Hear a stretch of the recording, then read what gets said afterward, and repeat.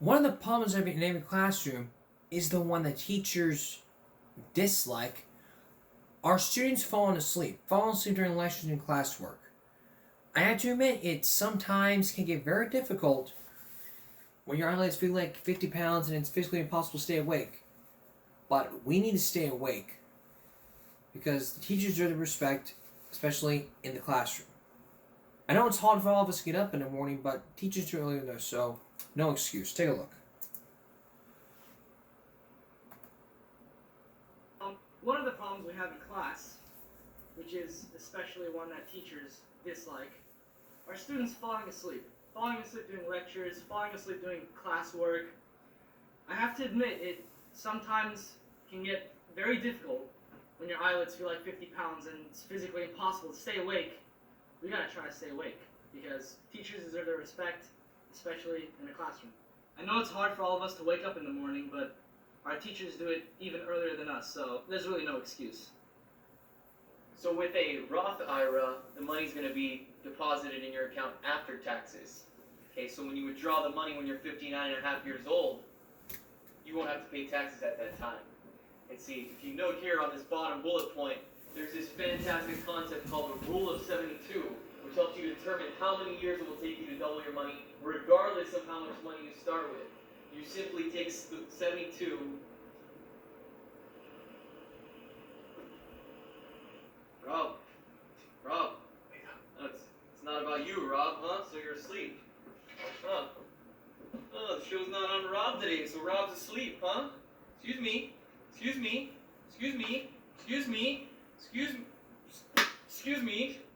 Oh my God, what's up? How about some Febreze, huh? How's that gonna do? Is that gonna wake you up, huh? How about a staple at your head? Huh? Rob? Huh? There's a fire, Rob, there's a fire. You hit a fire, Rob, huh? You like loud noises, Rob, huh?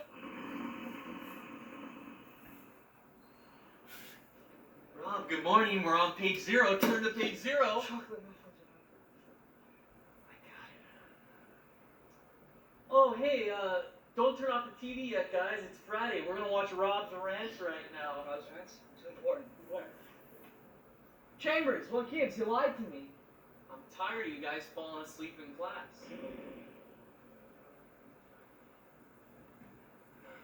Yeah, I'm tired too, Chambers.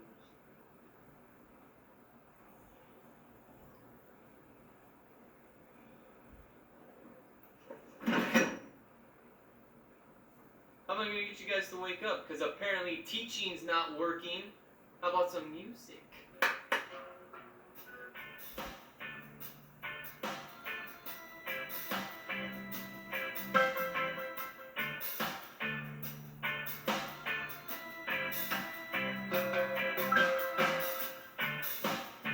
Oh, let's go, Ricky. Ricky's awake, everybody, huh? Oh, Ricky. All right, huh? Hey, Ricky, huh? Sleeping in class, huh? Sleeping in class, huh? Huh? Hey, hang those sticks, huh? Oh, yeah. Good. That's real good. Not even one student.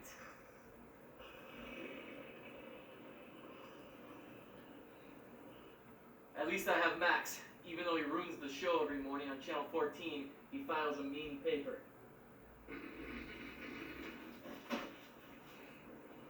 You were the only one I trusted!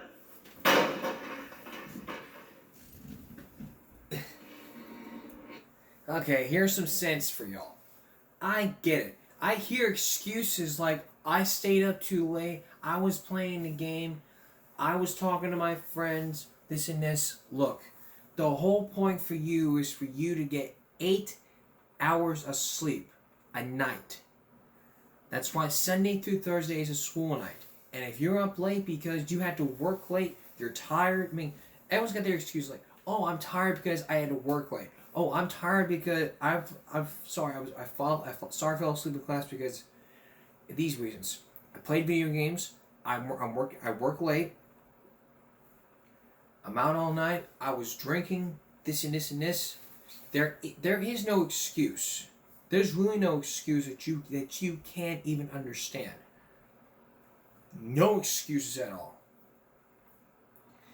And even if there were, I wouldn't even be here talking about this. And let me tell you, I have never, ever fallen asleep in class.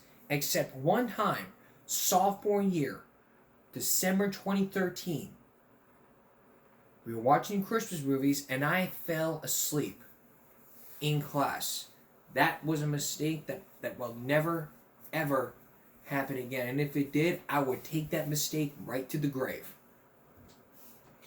The whole key to understand here is you never, ever fall asleep in class.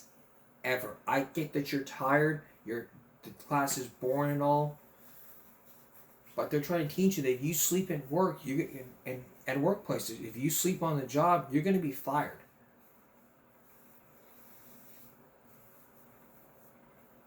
It's that simple. You fall asleep in class, you're going to be fired. It's that simple. So we got to be awake to absorb the information. So that's one of my favorite memories of going forward of the show for 7 years. Still to come. Last season we showed you about a group of hunters that were attacked by a 5-pound grizzly bear. Next, it's all about the senioritis. I think we talked about this, and if not, we're going to. This channel has a whole lot of episodes about school, so stay with us and we'll show you. In a quiet classroom setting where we're doing our work, you'll hear this loud noise as you're about to hear.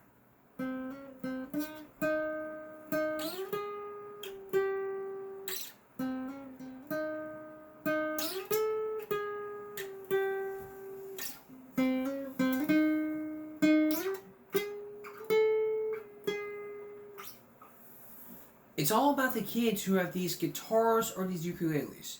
You know who you are. Constant playing these acoustic guitars or ukuleles. I don't know about you, but to me, like, seriously though, even if you are good, it's still too much because these things are a distraction to the classroom setting. And you're doing your work and all of a sudden you hear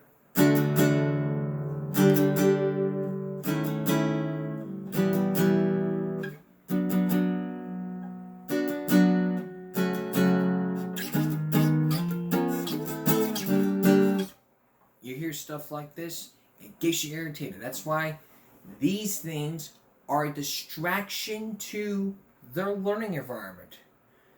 And as I'm about to show you right now from this clip, it still becomes too much. Take a look. Small subject, but it's something that bothers me a lot. Today's rant is not a small subject, but it's something that bothers me a lot. In a quiet classroom setting where we're doing our work or, on a test, you'll hear this irritating sound in the back of the class or something that just drives your attention off course. Now the main subject I'm tackling here are those kids that walk around school and on campus with those guitars or those ukuleles. You know who you are! Constant playing from the acoustic guitars or the ukuleles get pretty irritating to me. I don't know about you guys, but to me, I get tired. Even if you are good, it still becomes a little too much, during school times, especially in a classroom. There's plenty of spots at Venice Beach for you guys to be at. And that's how we get to 1,000 watts.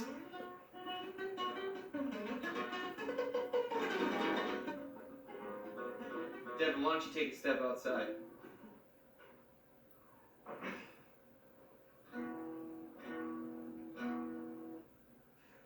You know what, Chambers? We'll take care of it.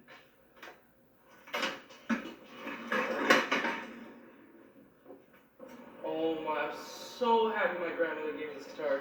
It's so beautiful and nice, and I can't believe she got it handmade from Italy. Grazie.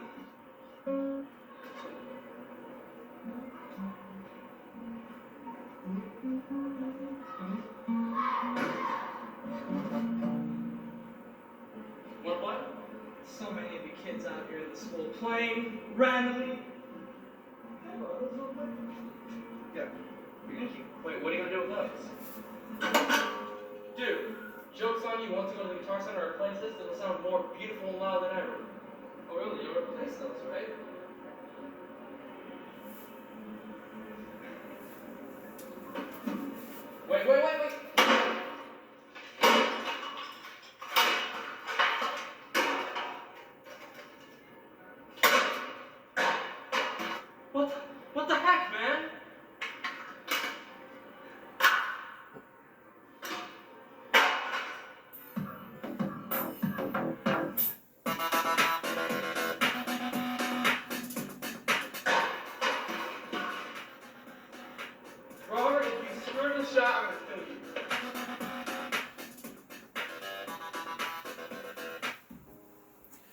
So for those who want to play something like this, you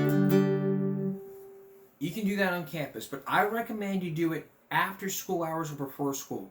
Don't do it during the classroom time unless the teacher gives you permission to play.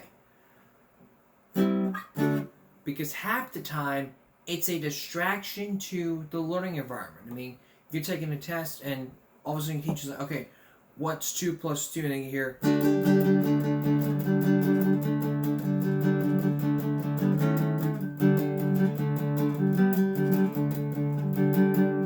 and it just becomes too much. It's like... you please shut up. I'm trying to learn here. If you want to bring this to school, fine.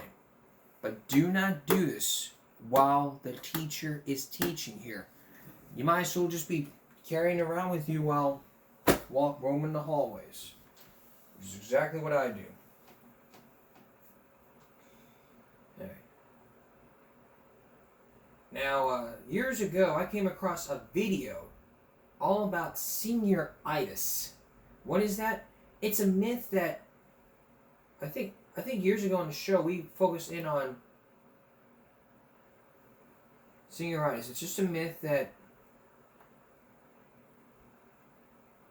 teachers make up to get people to work harder. And as you're about to see from this clip,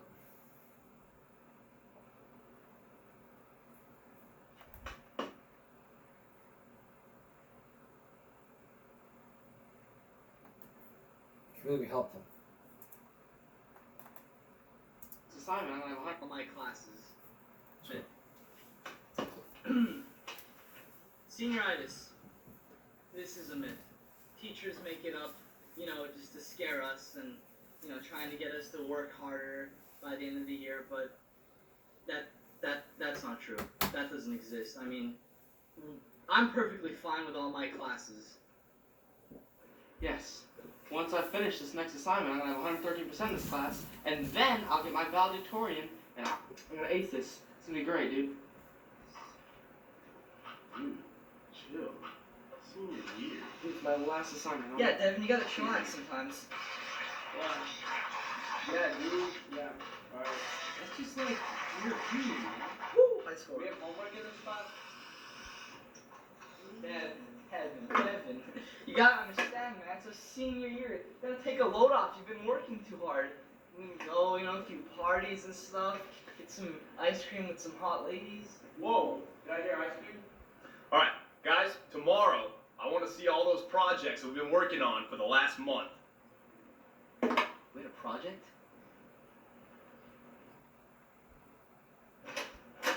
Dude, Robert, that party last night was stupid. Am I right? Oh my god, I lost my phone. Put these pictures in my bag. Dude, what are we doing today, huh? Oh, it's my seat, fool! I'm not gonna care. I can't go in because I don't even sit in my own seat. Do we even have assigned seats in this class? Can you clean this up? I'm making the room dirty. Come on. Alright, guys, I know you're all seniors and it's the end of the year, but we need to turn in those projects that we've been working on. I ain't working on nothing. So who's going to turn in their project first? Mr. Hyde, can you hold that for 1 second? Hold that thought. Hello? Not the party tonight? Let's go, show my no, project. it's Alright, Oh, we have a pretty great sad. presentation for the project we've been working on. Oh man, they're gonna be hot. Yeah, no, you down? Oh, I'm down for that. That sounds good. Yeah. Hey, Doug, you down for the party night? Are you guys serious? Okay, this will work. Alright, those two. C plus, B minus B, B plus, A minus A, A plus. What is this? 1 second, I'll have to call you back. You give me an A, and I didn't even do anything. I didn't even do the project. That's worth something. All you do is complain. You never do your work. You have a friggin' 14% in the class, and you won't shut up. Hi, you miss Everett. Ah. I I'm just such a good student that Mr. Yu, the principal, decided to award me for my incredible behavior.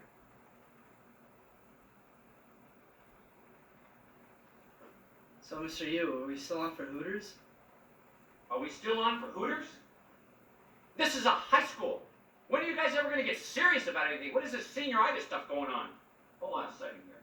I mean, I just can't believe this. What are you guys talking about? Hooters and stuff like that. Do you guys ever think about what you're supposed to be doing and what your life is going to be after high school? I don't get this. What's going on through your head? And what are you thinking about over here doing nothing?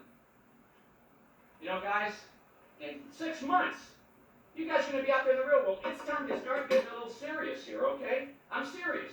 I'm serious about what I'm talking about. You guys got to start getting it together. This isn't going to work. And I don't want to hear anything about any Hooters or chicken wings or anything else you're going to. What do you guys think this is? Some game we're doing here? So let me get this right. You can't get to school on time. When you're here, you can't get to class on time. You never turn in any of your assignments. You know what? I kind of had it. So you know what? I'm going to give up. I'm done with y'all. I had it. So we're still on for Hooters, right? Hooters it is. Let's go, guys. All right, Mr. Yu. We'll see you tomorrow on Hooters. That's what the senioritis is. Just get your kids to work harder. It's just a myth that teachers make up. So try to work hard, stay in school, don't do drugs, and keep up with your classwork. Can you ever imagine being attacked by a 5-foot grizzly bear? Coming up, these hunters came across a 5-foot grizzly bear, and one hunter paid the ultimate price and survived the night of the grizzly. Stay with us. Can you ever imagine going up against a half-ton grizzly bear that can kill a horse just a single bite, all fucked up on cocaine? Well, the story you're about to see had nothing to do with cocaine. If it was from Cocaine Bear, the hunter would have been snorting some coke with the bear while looking him up. But this is not just simply about drugs. It's simply a story about the hunter being hunted. It happened to one teenager on the mountainside in the forest. And as you're about to see, it can really be deadly. Here's Keith Morrison with a Dateline Survivor story. Why don't you tell them the story? About Bloodhead Tree? Yeah. They trade tales in their magic night circle, bring comfort to cold and dark. They've come here to draw the sting from their own terrible story. The one that begins in a small town in eastern Montana, a speck on the map called Broadus. They say you have to be tough to grow up in Broadus, a town where the winters are harsh and livings are made on muscle and sweat. Get up here. Kurt Olson planned a break from this hard work of his, a special vacation with his son who had just graduated high school. This trip was going to be one that we was going to remember forever, and boy, I tell you what, we sure did. Never forget that hunting trip. What made it so memorable? Kurt Olson invited some friends, sheep-shearing buddies, including an avid young outdoorsman, 18-year-old Bram Schaefer, and his father, Dennis, who was in for far more than the simple pleasures he expected. We talk and tell stories and build fires and just enjoy life. This is where they came, Horseshoe Mountain, a glorious place deep in the Absaroka-Beartooth wilderness, a world away from civilization or even a paved road. They came to hunt elk and absorb the perfect quiet, but mostly to pause here together before the sons went on with their lives. It was different than anything for me because we were taking our sons. You know, I mean, a guy waits to take his son on a trip like this once in a lifetime. And here it is almost indescribably beautiful, spiritual, still unscarred by its human visitors, and blooming with new life 8 years after the Great Yellowstone Fire. They knew, of course, that though man intrudes here as everywhere, the real king of the beasts in these forests is the grizzly bear. 400 to 1,000 pounds of ferocious power, 35 miles an hour, could kill a horse with a single blow. Jaws so powerful, could snap through a tree like that in a single bite. They knew this and were prepared, but no one could know what would happen. We knew there was grizzly. I knew there was grizzlies in there. There are perhaps 1,000 grizzly bears in Montana, like these in Yellowstone. They're omnivorous. They'll eat practically anything. For the most part, they're afraid of humans. But when they feel threatened, they lash out, sometimes with grave consequences. Grizzlies can outrun any human and are so strong they can carry away a 1,000-pound elk. But the hunters weren't worried. Why would they be? You're more likely to be struck by lightning than be attacked by a grizzly bear. Besides, their trip seemed blessed. We got off to a very good start. We had a wonderful hunt, had wonderful weather.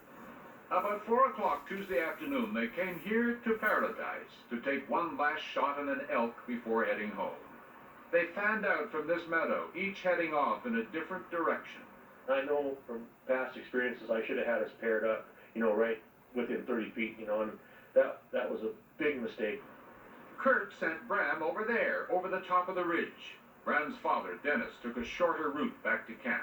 In fact, one of the last things Bram did was he turned and smiled at me and then turned and over the mountain he went, hunting.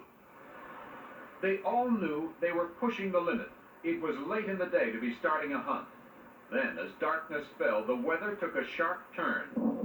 It started to rain. The temperature plunged. One by one, the hunters, now cold and soaked to the skin, returned to camp. But no Bram.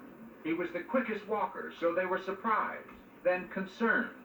By the time Dennis straggled in last, he was greeted by a rising panic. Bram wasn't in yet. And I said, "What's going on here, guys? Bram's not in. Everybody else is in and Bram's not in." And I knew there was something wrong. And by the time I got my horse saddled, it was snowing. Kurt and the rest of the hunters waited in camp. They knew that even if Bram had survived some disaster, the weather could kill him. My guts churned. I prayed. Mostly I prayed to give me a chance to find him alive. I wanted the chance. Because you felt responsible for him. I was. I sent him around the mountain. I was responsible. And now the storm was getting much worse. The rain had turned to sleet, and then snow. Snow so thick Dennis was forced to return to camp without his youngest son.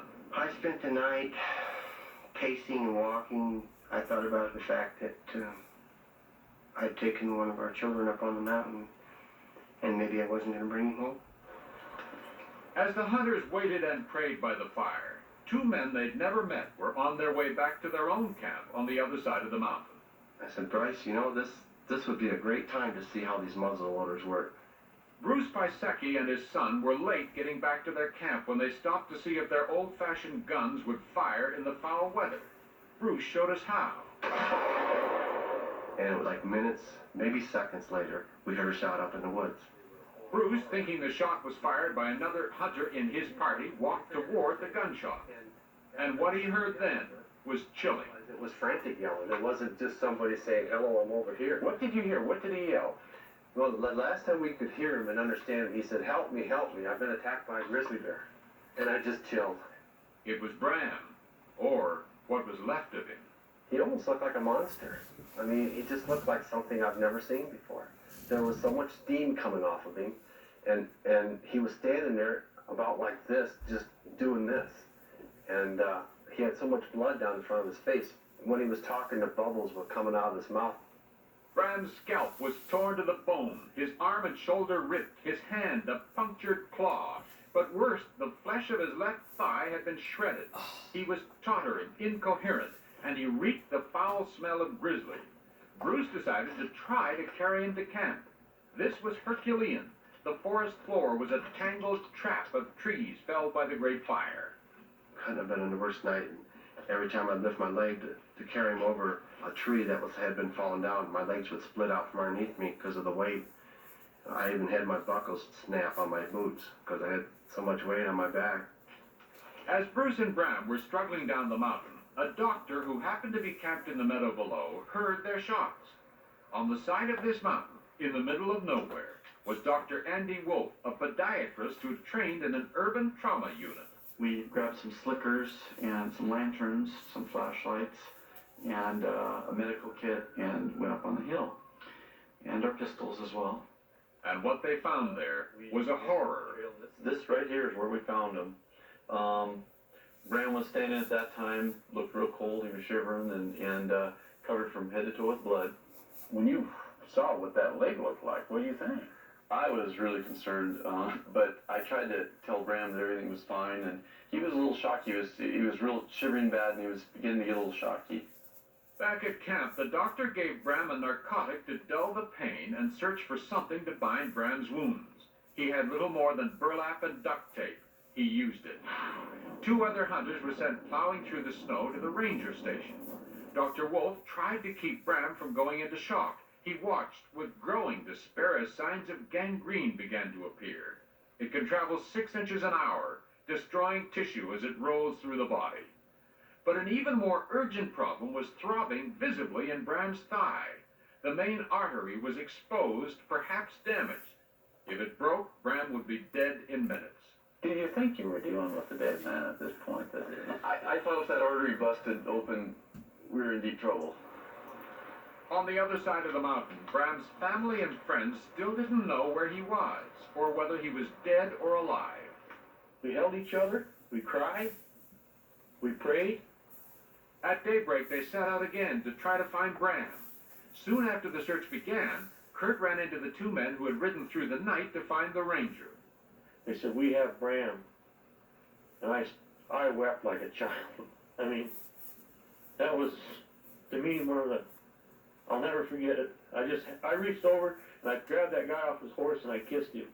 Then he signaled Bram's father. And we heard the 4 shots from Kurt and waited 20 seconds and the 5th shot. Which meant he'd been found. I was so relieved. We all yahooed, you know, and we scattered rocks as we went down the mountain on our horses. We knew it was going to be bad. How bad, we didn't know until we hit the bottom of the switchbacks that day. And they gave us his clothes. And they were just mangled to bits. Just said, "Oh my God." Dennis wasn't able to see his son before a chopper finally picked him up from this meadow that morning. His wife was at home when the phone rang. Of all the calls that you get about your children, I couldn't fathom that one of my children was just lunch for a bear, you know. It was too hard. Cheryl Schaefer flew 2.5 hours down the highway to Billings St. Vincent Hospital, where she was met by a doctor. He said, "Your son has gastrus gangrene," and I just kind of grabbed his hands and I said, "No, I don't think so." And he said that this is a really bad infection that moves really fast, and that Bram's been too long out in the mountain without help. And he told me that he was going to go into surgery, but not to what? Not to hold any hope, because it's very painful for a mother's love to just let me say this. It's very painful for a mom to just speak out and say that her son would be attacked by a half-ton grizzly bear with almost little or no chance to live. But would he survive the medical treatment that is being offered to him? When we come back, the conclusion to this horrific grizzly bear story. And you will also hear the other side of the story from Bram if he survives. Stay with us. An eyewitness account of the attack and young Bram's fight for life when we return. After these messages from your local station.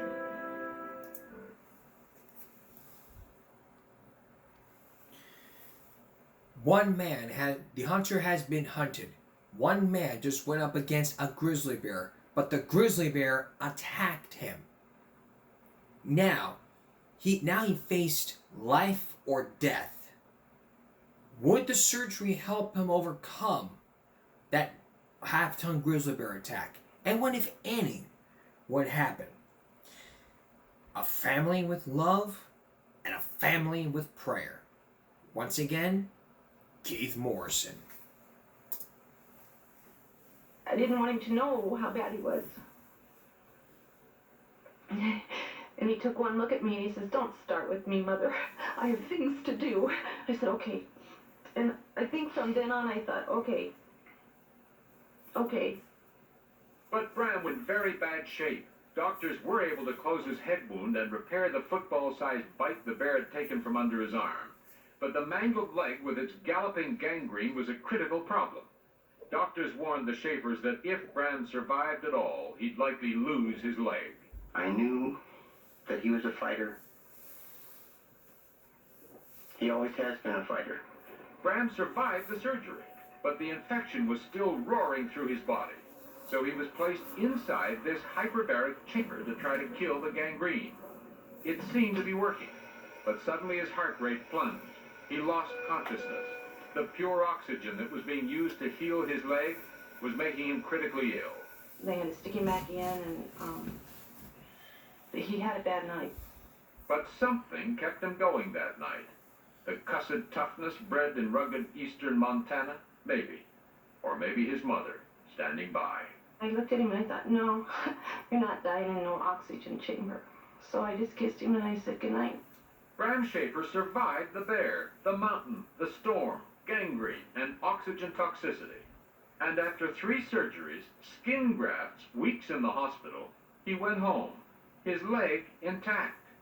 And he told us the part of the story that only he could tell, harrowing moments that went beyond terror and extraordinary survival. I just think maybe if I stayed in bed like I wanted to, I wouldn't have had to go. I wouldn't have gotten in trouble. If you stayed in bed like you wanted to? Yeah, we were taking an afternoon nap, and Kurt come over and kicked the side of the tent. "You going with us?" "Oh, all right, you know." Think of the adventure you would have missed. Yeah. Could have done without it. What he can now call his adventure began about an hour after he and the other hunters fanned out from the top of Horseshoe Mountain.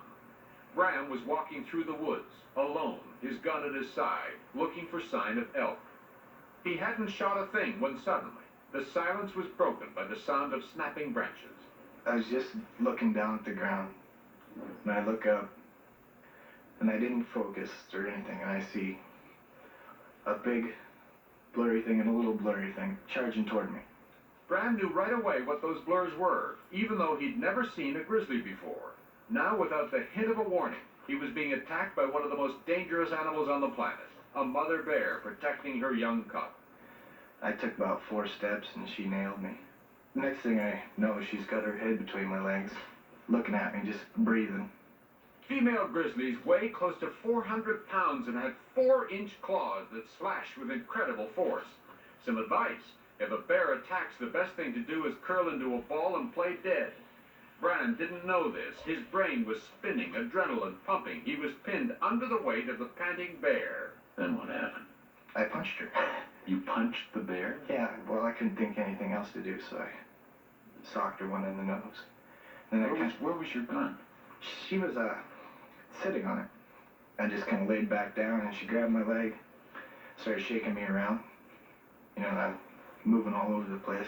Grabbed your leg with her teeth? Yeah. It didn't hurt, really. I felt the teeth go in. You know, just like it's more of a sound than a feeling.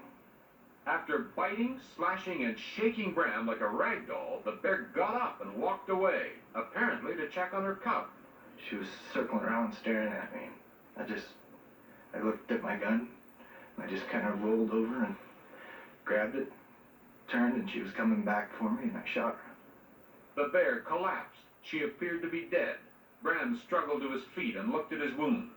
Even though the attack lasted just seconds, the damage to Bram's body was horrendous. I looked at my leg, and, you know, and it just looked like, I don't know, little cube steaks and stuff hanging out in my pants.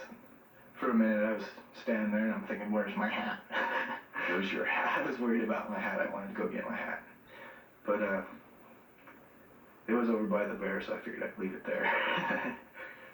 Seriously wounded and bleeding, knowing if he sat down he'd never get up, Bram started walking, climbing over deadfall and through mud bogs as darkness fell and the weather turned cruel. He had 9 bullets left after shooting the bear. 9 chances to make some noise, get someone's attention. I was mad because nobody was coming. I was mad because I had to keep walking. I just kept thinking in my mind, can they make it any worse? But you had a will to survive, was pretty strong. Yeah. Cussedness. Yeah, I guess. They like the idea of dying on a mountain. He was bleeding heavily, in unimaginable pain, cursing the bear and the wind and the snow. He stumbled through the woods for about 2 hours. He was down to his last 2 bullets. Then he heard Bruce Pisecki fire that muzzle loader. My heart just leapt, you know, I'm like, oh boy, somebody's here. I stopped, and I stood there and waited, and I started getting really cold. I started shaking. I started feeling weak, stiffened up, and then when he threw me over his shoulder, it made me dizzy because, you know, all my blood's rushing to the top of my head. Did you ever know that doctors at one point didn't think you were going to make it? I had a feeling that that's what they were thinking, but they didn't tell me that. And just months after the mauling, we watched this young man carry a newborn calf across a pen at the family ranch without so much as a limp. What has all of this done to you as a family? I'm driving Bram crazy. Because I just like to have him around and talk to him, and I kind of tend to dote on him. We brought the Shapers back to Horseshoe Mountain last August. Hi, Dad. And some of the rescuers came too. Which leg? Sheffield's in pretty darn good. How's it going? It was a chance to show off some wicked scars. If he wasn't 18 years old, I don't know that he would have bent as well as he did without breaking. And a grizzly tattoo. Oh, rare man. Last fall they were strangers. Now their bond is as strong as any family. For life, they tell us. I feel honored that they'd let us in to be their friends. I think they're heroes. They're exceptional people. His parents believe it was Bram's stubbornness, the kindness of a few strangers, and a heavy dose of fate that saved his life. It didn't just happen that way. It was meant to be that way. I really believe that. It wasn't his time. Too many people were in the right place at the right time. The hunters who helped him agreed. I know there was somebody watching over everybody that way. No doubt. I believe that angels are just ordinary people and they don't have wings. They just happen to be where they need to be when they need to be there. Grizzly bear attacks on humans are extremely rare. On average, grizzlies are responsible for 1 human death per year worldwide. If you're traveling in bear country, experts suggest making as much noise as possible. Bears generally try to avoid humans if they know you're coming. So try to do your homework when you're coming across these bears. Also, next week on broadcast, we're going to do Survival Week. We're going to rewatch this story next week as part of our classic. Along with the others, we have a bunch of other survival stories besides the grizzly bear. We have here The Race with the Runaway Train with a Frightened Railway Worker and Lost at Sea. Those two along with those three, that's next week. That's on Monday of next week. Then it's actually, we're going to be off 7 days a week. 6 to 5 days a week. Then on Tuesday, it's going to be each story we're going to talk about.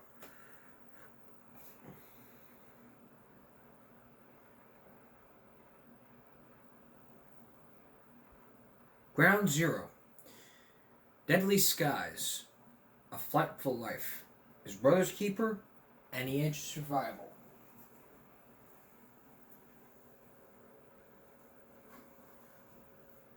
Plus a story about nature's wrath, including a story from the snow and sea.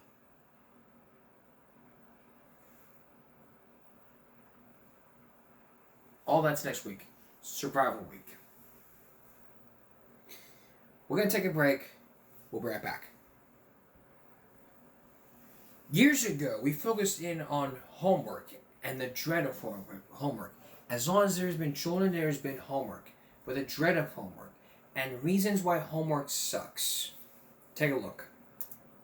Number one, some teachers assign way too much homework. That's like 90% of the class. Like, what's the point of the test if I can get a freaking D on the test, a shit grade on the essay, but the homework's worth like 500 points out of 600? Those classes, I guess, are easy. It's like, you know, do the homework and you'll pretty much pass the class, but really, it's more tiring than anything. Number two, teachers who assign a crap ton of homework, but they're only worth like 10 points at the end of the day. Like when you look at the total points in the class or whatever, all the homework adds up to like 5%. Honestly, don't do it. It's not worth it. Use that time to study, use that time to finish other shit in class, because a lot of times it's a ridiculous amount of homework and you're slaving yourself for pretty much nothing. And some of them are like a 4-page assignment, but it's only worth 5 points? Yeah, screw it.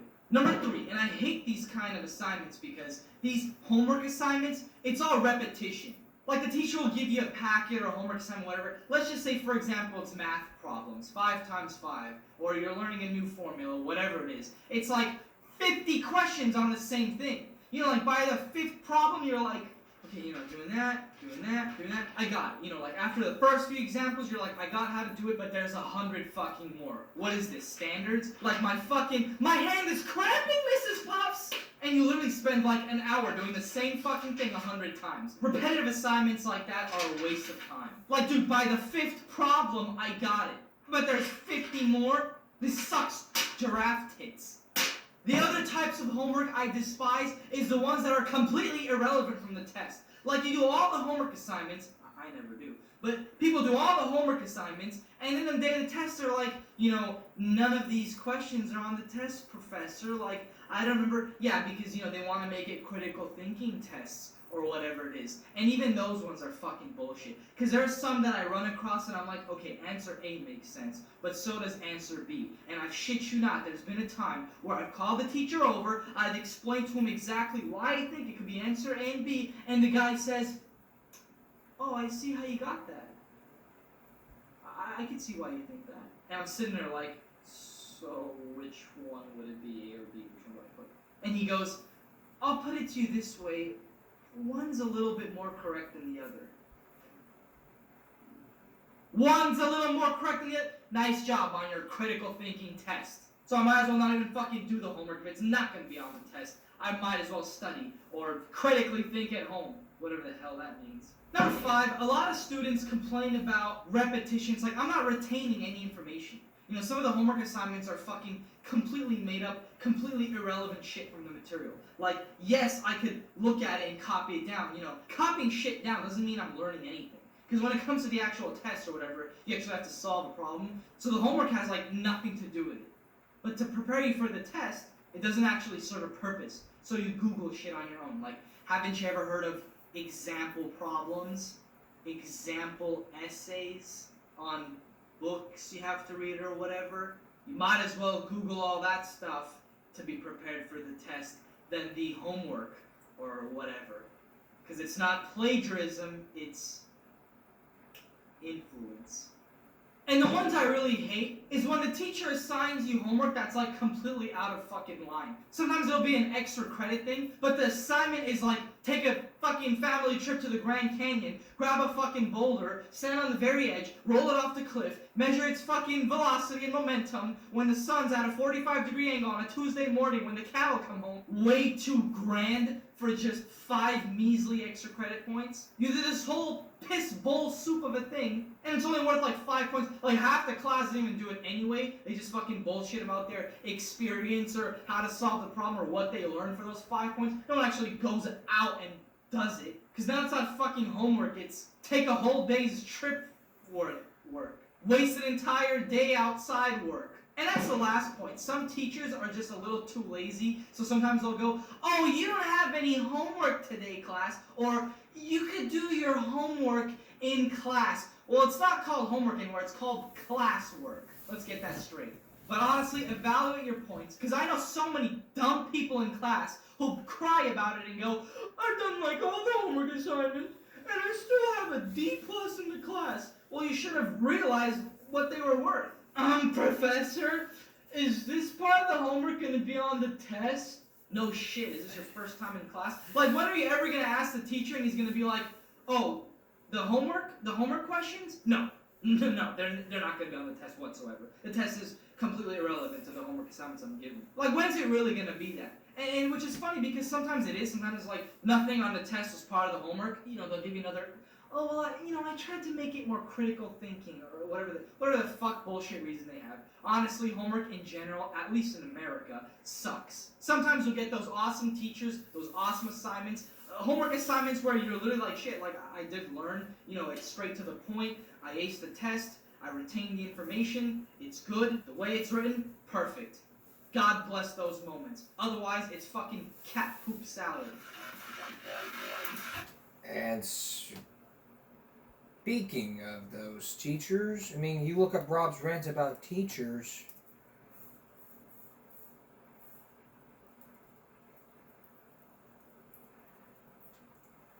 And it's sure to pop up.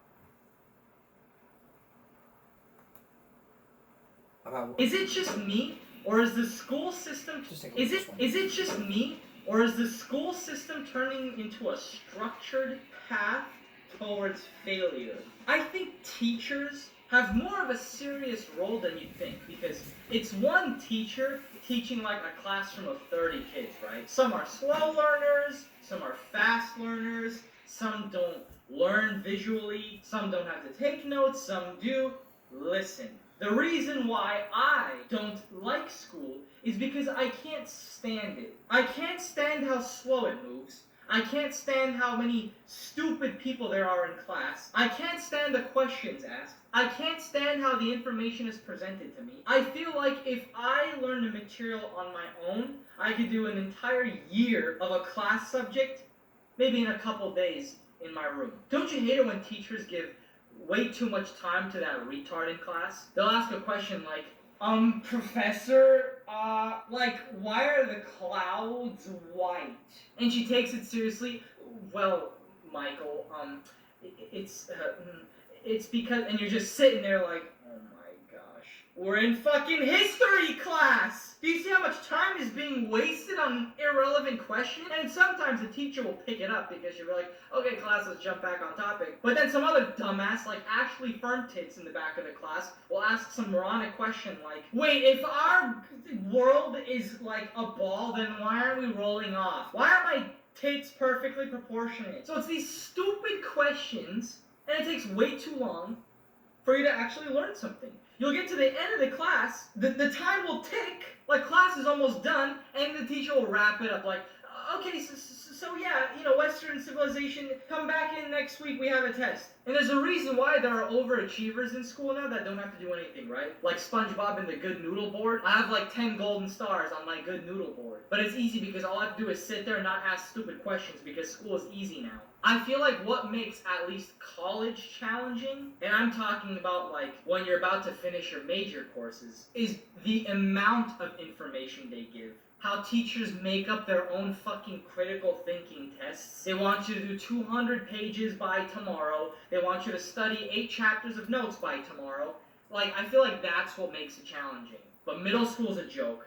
High school is a joke. If you failed high school, don't even watch this video. You're probably too stupid to understand anything on my channel. College is a joke. At least 90% of it. Don't you love the teachers that are completely attitude-filled? Like, you know you're the student they don't like in class, but you'll ask something, or maybe it's even a smart question, you know, you'll kind of stump them a little bit. Wait, if we're learning about that, you know, why can't I just kind of do this packet, turn that in tomorrow, that way I'll have extra time to do my missing assignment, you know, and they're always,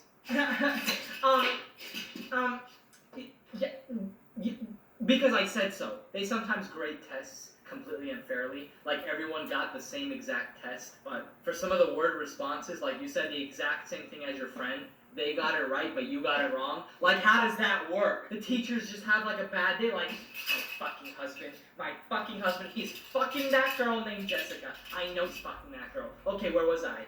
Charles? Who's Charles? Oh, he's that fat, smelly kid in class? Fuck him. F. Jessica. She tries a lot, I'll just give her a name. Matthew. Oh, that fucking prick. Reminds me of my ex-husband. Fuck him. D-. There have been days where I've gotten like the wrong grade online when I checked it. Like it was a group project, so you're graded as a group, everyone got an A, but mine was like an F. How did that happen? Was the teacher drunk off her ass when she was grading it? Was she just... I don't have time for this. I have 40 papers to do. Because you know every teacher complains in class, I have 180 papers to grade. Okay, guys, so I didn't have time to watch the game. There's 70 essays I have to read by tomorrow, okay, guys, so I don't have time to get... It's like, I get it, it's your job to grade papers, but I hate it when they complain about it every day. And then some things that don't make sense is when you present an idea that's beneficial to everybody, but the teacher still doesn't want it to happen. Like, you'll say something like, wait, why don't we just do the response questions as part of the packet, and we can turn it all in one day and be done? And you hear everyone in class like, oh yeah, that's a good idea. And the teacher,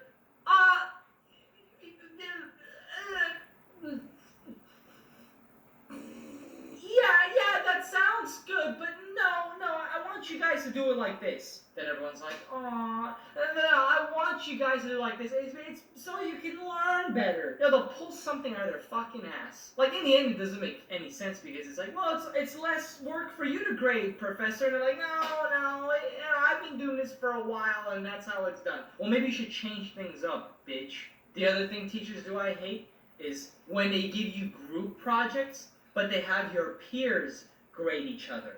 How does that make any sense? You know everyone's going to give everyone else A's. It's either that, or you're like me and you have bad luck and you end up in a situation where you do all the fucking work yourself because everyone in your group is a dumbass, then somehow they give you like a C or a D for your final grade. Fuck group work. The other things teachers need to really kind of look over and change is they have notes in class where some of it is so common sense, it's like, are you really spending 20 minutes writing this shit out? Do we really have to write this in our notes? And sometimes I'd sit there going, why is everyone's pen moving? Like, why am I seeing this right now when the teacher on the board, like let's just say you're in health class or something, you're learning about the human body and whatnot, but then there's a section of notes that literally takes 15 minutes to completely write out on the board for the teacher, and then everyone in class is copying it, and it says something like, the leg muscles are responsible for running like athletes, how they run. So you see, there's like illustrations. His leg is moving, the muscles in his legs are being used. He's using the muscles on his legs to run. The nose is for scent. They smell things, it goes in the nose. The mouth is where the food goes. The teeth here is to chew the food. You swallow, it goes down to the stomach. Now, in the stomach, here's what happens in the stomach. You digest the food in the stomach, which then... Does everybody see the problem here? And there's kids in class, like, I'm sitting there like this, thinking in my head, why the fuck am I gonna write down shit like, your lungs are so you can breathe, you chew food with your teeth, why the fuck do I have to write this shit down? It's fucking common sense. I'm obviously just gonna kind of sit here and wait for information to fucking finally surprise me, like, oh, okay, I should write this down. But everyone in class, I'm looking around and there's students like this. Wait, what did he say? He changed the slide. Wait, what did he say?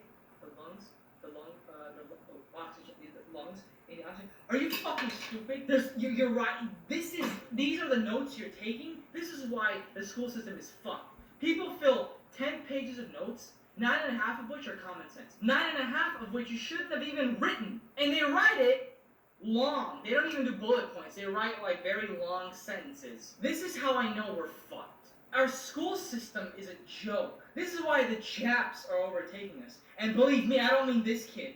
The kids in the classroom are so stupid. Sometimes I even expect things like, oh, Henry, don't eat the glue stick, but I read on Instagram it's good for you. I expect dumbasses to do that. Lastly are the teachers who do the bare minimum. And when I say bare minimum, I literally mean they'll open up the books, they'll tell you, go to page 238, you're gonna do this section, You're gonna take notes here. Then you're gonna fill out the word problems at the end of the chapter. Okay, begin class. And they go on their desk, like, completely depressed, right? Their own kids in jail, or their fucking husbands cheated on them or something, and they're just like, Mrs. Lambry, I have a question. For number 10, it says that, you know, it's about this. Is that referring to the actual day it happened, or is that referring to... just do your best. Do your best. You can tell it's in their face, right? Like the bell rings and they're... Another fucking period. And another period of teaching these kids. If you don't want to teach, if you don't care, just quit. End of fucking story. And I think we should raise that common sense, Lord. We're going to do that when we come back. Stay with us. Alright, we got 3.5 minutes left, so let's play some common sense, Lord, for the next 3.5 minutes.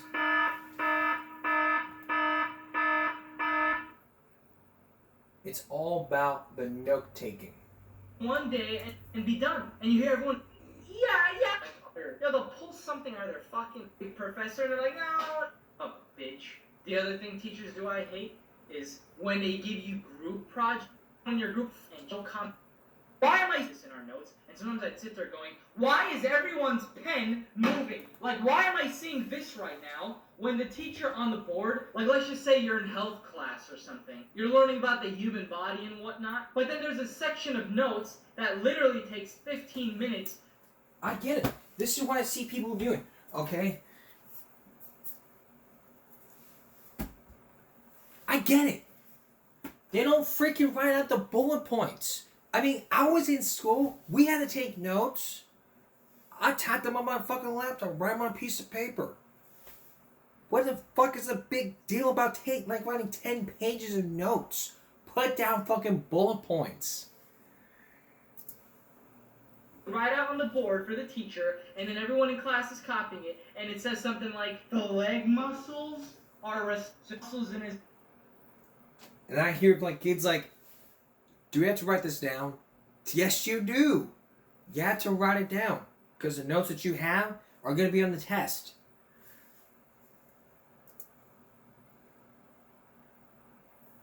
The nose, stunts. Like, I'm sitting there, and does everybody see the problem here? And there's kids in class, which then... It's like this. Does anybody see the problem here? I see the problem. Nobody's writing out bullet points. All they're doing is going...